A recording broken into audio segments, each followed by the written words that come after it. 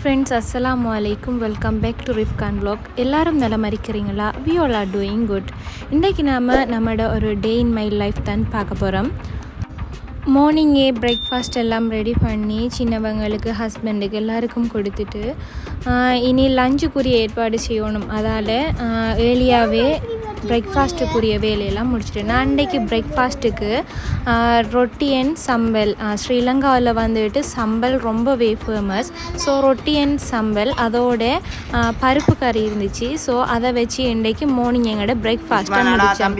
இந்த ரொட்டி வந்துட்டு ரொம்பவே ஈஸியான ரொட்டி. இது வந்துட்டு டைம் எடுக்காது. இன்ஷால்லா உங்களுக்கு இனி வர வ்ளாக்குகளில் உங்களுக்கு இந்த ரொட்டியோட ரெசிபியை நான் உங்களோட ஷேர் பண்ணுறேன்.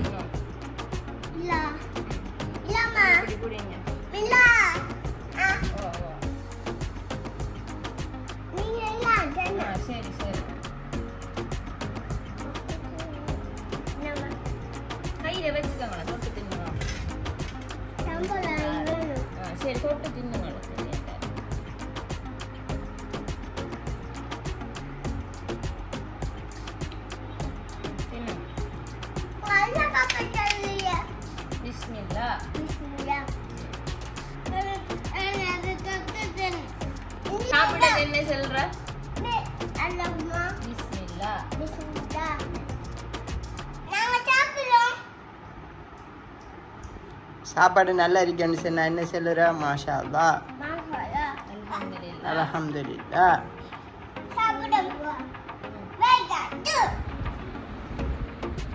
இன்றைக்கி வீட்டை கொஞ்சம் டிஃப்ரெண்ட்டாக செஞ்சு கேட்டாங்க. அப்போ பிரியாணி உண்டு. அப்போ ரெகுலராக செய்கிறது இல்லாமலுக்கு நான் இன்றைக்கு கொஞ்சம் டிஃப்ரெண்ட்டாக இருக்கட்டும் அப்படின்னு சொல்லி இந்தியாவில் ரொம்பவே ஃபேமஸான தலப்பக்கட்டி பிரியாணி எல்லாருக்குமே தெரிஞ்சிருக்கும். அந்த பிரியாணியை ஒரு ட்ரை ஒன்று பண்ணி பார்ப்போம் அப்படின்னு சொல்லிட்டு நான் இன்றைக்கி ரெடி ஆகினேன். அதுக்கு என்னென்னு சொன்னால் அவங்க மட்டன் யூஸ் பண்ணுவாங்க, நான் பீஃப் யூஸ் பண்ணியிருக்கேன்.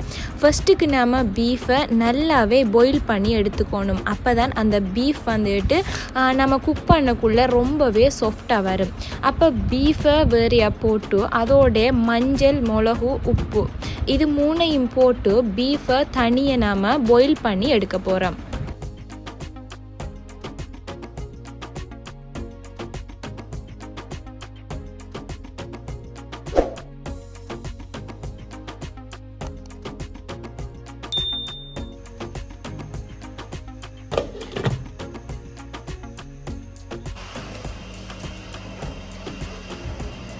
இதோடு சேர்த்து நான் இன்றைக்கி பீஃப் டெவல் ஒன்று செய்வோம் அப்படி ஒன்று சொல்லிட்டு ரெடி ஆகினேன். இந்த டெவல் நான் ஏர்லியாகவும் போட்டிருக்கேன். இது ரொம்பவே ஒரு ஈஸியான ரெசிபி. இதுக்கு வந்துட்டு நாம் அவ்வளோ மெனக்கெட தேவையில்லை, ரொம்பவே ஈஸியாகவே செய்யலாம். இதுக்கு ஃபஸ்ட்டுக்கு நாம் ஏர்லியாகவே அங்காலே பீஃபை பாயில் பண்ணுற மாதிரி இந்த டெவலுக்குமே நாம் ஃபஸ்ட்டுக்கு பீஃபை அதே மாதிரி பாயில் பண்ணி எடுக்கணும். ஜிஞ்சர் கார்லிக் பேஸ்ட்டும், பெப்பர் பவுடர், டர்மரிக் பவுடர் இது அவ்வளோத்தையும் போட்டு உப்பும் போட்டுட்டு தண்ணி கொஞ்சம் வச்சு இதை நாம் ஃபஸ்ட்டுக்கு பாயில் பண்ணி எடுக்க போகிறோம்.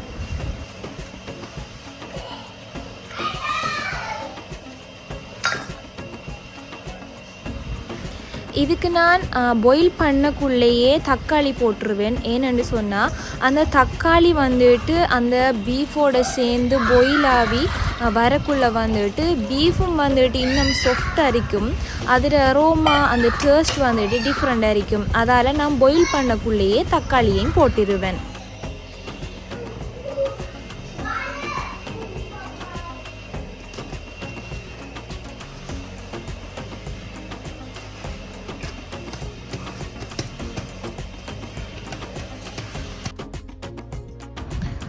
இப்போ நம்மளுக்கு பிரியாணிக்குரிய பீஃப் வந்துட்டு நல்லாவே பாயில் ஆகியாச்சு. அதில் பீஃப் நல்லா சாஃப்டாக அவிஞ்சிருக்குது. இப்போ நாம் என்ன செய்ய போகிறோம்னு சொன்னால் பிரியாணிக்குரிய மசாலா ரெடி பண்ண போகிறோம். அப்போ அதுக்குரிய என்னென்னு சொல்லி பார்ப்போம். இதுக்குரிய மசாலாக்குரிய ஸ்பைசஸ் எல்லாத்தையுமே வந்துட்டு ஃபஸ்ட்டுக்கு நாம் ரோஸ்ட் பண்ணி எடுக்கணும். இதுக்கு முந்திரி ஒரு 7-8 முந்திரி, பிரியாணி இலை, கருவா, மிளகு ஏலம், பட்டை, சாதிக்காய், அன்னாசிப்பூ, ஜாவித்திரி இது எல்லாத்தையுமே வந்துட்டு அதோட கொஞ்சம் சீரகம் இது எல்லாத்தையுமே வந்துட்டு நம்ம லைட்டாக ரோஸ்ட் பண்ணி எடுக்கணும். அதாவது இதில் கலர் சேஞ்ச் ஆக போடால் லைட்டாக வந்துட்டு ரோஸ்ட் பண்ணி எடுக்கணும். நம்ம அதை வந்துட்டு நல்லாவே கிரைண்ட் பண்ணி எடுத்துக்கணும். இந்த பேஸ்ட்டுக்கு வந்துட்டு நாம் சில்லியையும் ஒனியனையும் வந்துட்டு நல்லாவே கிரைண்ட் பண்ணி எடுக்கணும். ஒரு பேஸ்ட் மாதிரி எடுக்கணும். இதில் வந்துட்டு என்னென்னு சொன்னால் எதுவுமே முழுசரிக்காது. எல்லாமே கிரைண்ட் பண்ணி பவுடர் ஆக்கி பேஸ்ட் ஆக்கி அப்படி தான். இந்த பிரியாணியில் வந்துட்டு எதுவுமே முழுசாக இருக்காது. அப்போ இது ஒரு டிஃப்ரெண்ட்டான ஒரு ஃப்ளேவர் ஒன்று கொடுக்கும். ஃபஸ்ட்டுக்கு நம்ம எண்ணெயை ஊற்றி அதில் நம்ம ஜிஞ்சர் கார்லிக் பேஸ்ட்டை போட்டுட்டு அதை கொஞ்சம் நம்ம ரோஸ்ட் ஆக்கணும். அதோடு சேர்த்து நாம் என்ன செய்யணுமெண்டா நம்ம சில்லியையும் ஒனியனையும் வந்துட்டு பேஸ்ட் ஆக்கி வச்சுருக்கோம். அந்த பேஸ்ட்டையும் நம்ம இதோடு சேர்த்து போட்டு இதில் அந்த பச்சை வாசம்னு சொல்லுவோம் அது போகும் வரையும் அந்த கலர் கொஞ்சம் சேஞ்ச் ஆகணும். அப்படி போகும் வரையும் இந்த எண்ணெயில் இதை நல்லாவே நாம் ரோஸ்ட் பண்ணணும்.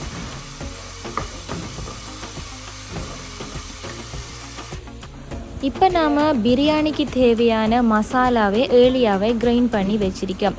அந்த மசாலாவில் இருந்து ஒரு 3-4 டேபிள் ஸ்பூன் எடுத்து இந்த குக் பண்ணின அந்த பேஸ்ட்டு கூட நாம் இதை எட் பண்ணணும். எட் பண்ணி இதையுமே நல்லா வந்துட்டு குக் பண்ணணும்.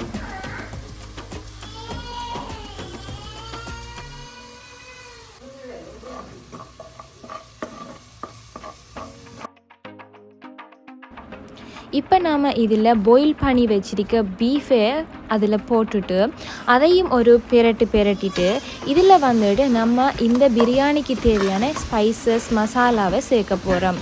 இதுக்கு வந்துட்டு நிறைய நாம் சேர்க்க போகிறதில்ல. ஏன்னா ஏர்லியாகவே நாம் வந்துட்டு நம்ம ரெடி பண்ணின மசாலா சேர்த்திருக்கோம். ஸோ இதுக்கு வந்துட்டு கொஞ்சமாக மஞ்சளும் அடுத்தது சில்லி பவுடர் இதே ரெண்டையும் போட்டோம்னு சொன்னால் சரி.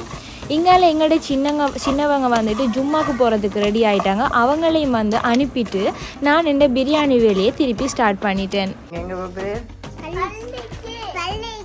என்னதுக்கு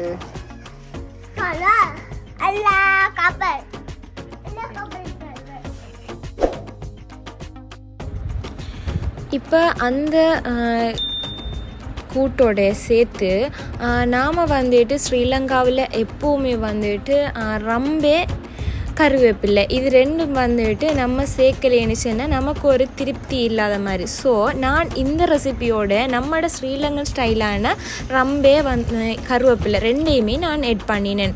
அதோடு நாம் இந்த பிரியாணிக்கு ஏர்லியாகவே பீஃபை பாயில் பண்ணி வச்சா தண்ணி இருக்கும். அப்போ அந்த தண்ணியையும் எக்ஸ்ட்ராவாக நமக்கு எவ்வளோத்துக்கு ரைஸ் போடுறதுக்கு குக் பண்ணுறதுக்கு தேவையோ அந்த தண்ணியையும் எட் பண்ணி இதை வந்துட்டு பாயில் பண்ணி எடுக்க போகிறேன்.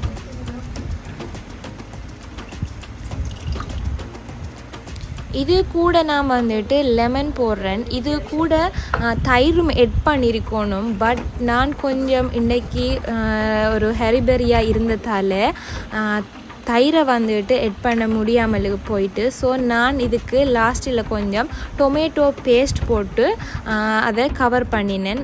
இது வந்துட்டு வீடியோவில் கவர் ஆகலை. பட் நீங்கள் வந்துட்டு இதுக்கு தயிர் போட்டிங்கன்னு சொன்னால் ரொம்பவே டேஸ்ட்டாக இருக்கும். ஸோ இப்போ வந்துட்டு தண்ணி பாயில் ஆகிட்டு நான் இப்போ ரைஸை போடுறேன். ரைஸை போட்டு இதை நாம் குக் பண்ணி எடுக்க போகிறோம்.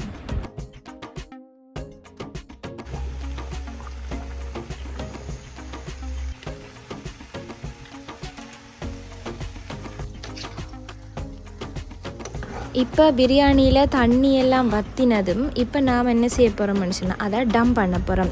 டம் பண்ணி ஒரு 50 மினிட்ஸ் வச்ச மனுஷனா நமக்கு வந்துட்டு பிரியாணி ரெடி ஆயிடும். அதோடு சேர்த்து நான் என்ன செஞ்சேன்னு சொன்னால் ஒரு கறி உண்டு வளமைக்குமே ஒரு கறி மாதிரி ஒன்று செஞ்ச மனுஷனா அது எப்படியும் நைட்டுக்கு அப்படி யூஸ் ஆகும் பண்ணிட்டு பீஃபில் ஒரு கறி ஒன்றும் ரெடி பண்ணேன். இதுக்கும் வந்துட்டு ஒரு சிம்பிள் ரெசிபி தான். உங்களுக்கு இதில் ரெசிபி வேணும்னு சொன்னால் கமெண்டில் சொல்லுங்கள். நான் ஏர்லியாகவே ரோஸ்ட் பண்ணின அதில் என்னென்னு சொல்லலை ரெசிபி. அது நல்லா வந்துட்டு பாயில் ஆனதும் தண்ணி நல்லாவே வற்ற விட்டுட்டு அதோடு வந்துட்டு ஆயில் கொஞ்சம் விட்டு நம்ம ஒனியன் கறி கொச்சிக்காய் போட வேண்டிய அந்த தூள் எல்லாம் மசாலா தூள் எல்லாத்தையும் போட்டுட்டு அதை ஆயிலில் வந்துட்டு பிரட்டி எடுத்தோம்னு சொன்னால் அது நமக்கு ரெடி ஆகிடும். இது வந்துட்டு இப்போ பிரியாணி ரொம்பவே ஒரு டேஸ்டான பிரியாணி ஒன்று ரெடி ஆகிட்டு எல்லாருக்குமே வந்துட்டு இன்றைக்கு ஒரு டிஃப்ரெண்ட்டான பிரியாணி அப்படி ஒன்று சொல்லிட்டு ரொம்பவே ஒரு எக்ஸைட்டடாக இருந்தாங்க. பிரியாணி சாப்பிடலாம். இது களி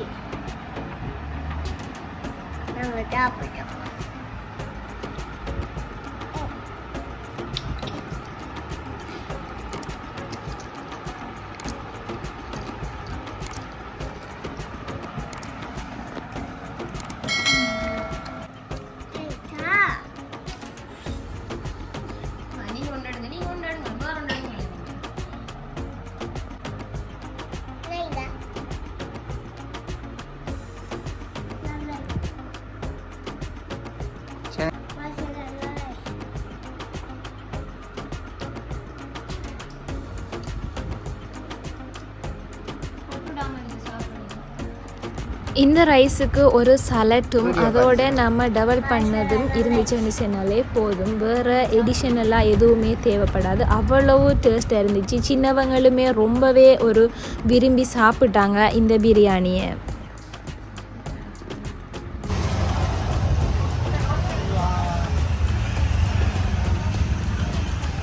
எல்லாம் முடிச்சுட்டு நாங்கள் இன்றைக்கி ஈவினிங் வந்துட்டு ஈவினிங்னு சொன்னால் ஒரு 6:30 மட்டும் நாங்கள் வெளியாகினோம்.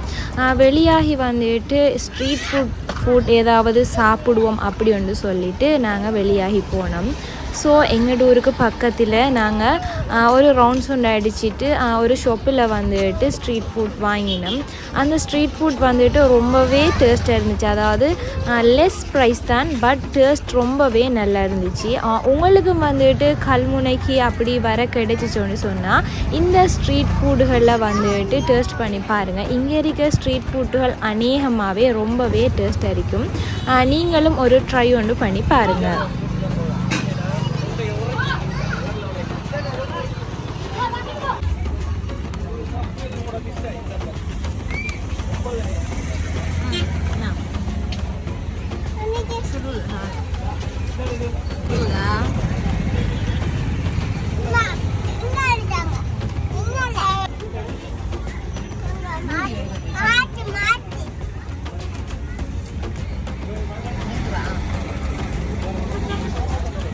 வாங்க அது வீட்டில் எங்கிட்ட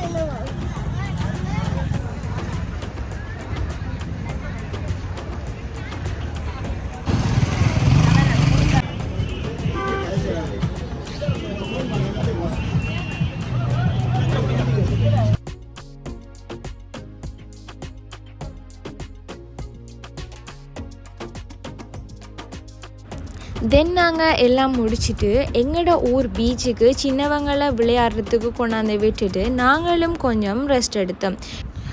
இன்றைக்கி ஃபுல் மூன் என்று சொன்னதால் பீச் வந்துட்டு ரொம்பவே அழகாக இருந்துச்சு. பீச் வந்துட்டு இதமான காற்று இயற்கை இதுகளை வந்துட்டு ரசித்தோம்னு சொன்னால் நம்மளோட மனசில் இருக்க கவலைகள் எல்லாமே மறைஞ்சு போகும். மனிதன் வாழ்க்கை இயற்கையில் தான் தங்கியிருக்கு. ஸோ நம்ம இயற்கையை எப்பவும் ரசித்தோம்னு சொன்னால் நம்மளோட வாழ்க்கையில் வந்துட்டு கவலைகளே இருக்காது. இயற்கையை ரசிப்பதால் நம்மளோட கவலைகள் மாயமாக பெய்த்திரும். ஸோ நீங்களும் இயற்கையை ரசிக்க பழகுங்க. இது ஒரு உளவியல் தத்துவமும் கூட. ஸோ உங்களுக்கு இந்த வீடியோ பிடிச்சிருந்தா லைக் பண்ணுங்கள், கமெண்ட் பண்ணுங்கள், ஷேர் பண்ணுங்கள். மறந்துடாமலுக்கு சப்ஸ்கிரைப் பண்ணிக்கங்க. மேலும் மேலும் உங்களோட சப்போர்ட்டிங்குக்கு ரொம்பவே தேங்க்ஸ். இன்னும் ஒரு இன்ட்ரெஸ்டிங்கான வீடியோவில் உங்கள் எல்லாரையும் சந்திக்கிறேன்.